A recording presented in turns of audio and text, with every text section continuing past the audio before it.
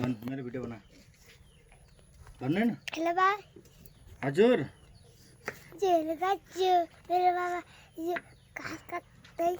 सब्जी काटिराखन काटिरहेछ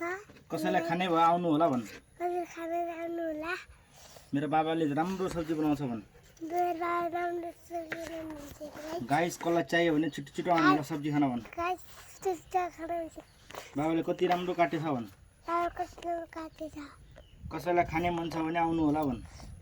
कसरी काटेछ खाना